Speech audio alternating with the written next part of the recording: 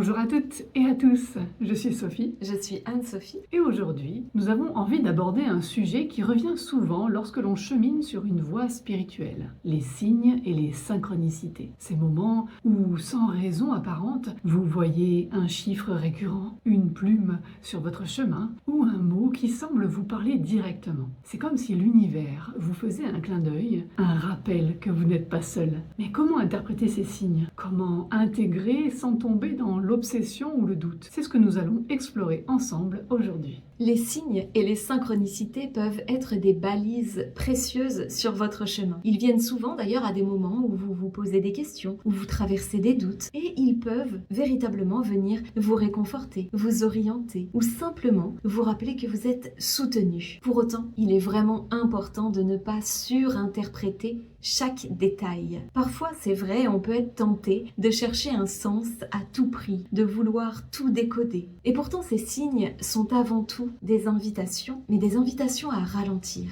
des invitations à ressentir. Ils ne sont pas toujours des réponses directes ou encore moins des prédictions. Ce sont comme des ponts entre votre monde intérieur et l'univers. L'une des clés, c'est de rester ouvert, curieuse, curieux, sans se laisser emporter. Si vous voyez un chiffre récurrent, par exemple, eh bien notez-le. Remarquez ce que vous ressentez à ce moment-là. Demandez-vous, qu'est-ce que cela évoque en moi? Qu'est-ce que cela me fait ressentir? Vous n'avez pas besoin de trouver immédiatement une signification précise. Les signes sont souvent là pour vous rappeler de vous reconnecter à votre intuition. Ils vous invitent à faire une pause, à écouter ce qui se passe à l'intérieur de vous. Et plus vous cultivez cette écoute intérieure, plus vous serez en mesure de comprendre les messages qui vous sont adressés. Et une autre chose importante à garder en tête, c'est que les signes ne sont pas non plus des solutions miracles. Ils ne remplacent pas votre libre arbitre, ils ne remplacent pas votre discernement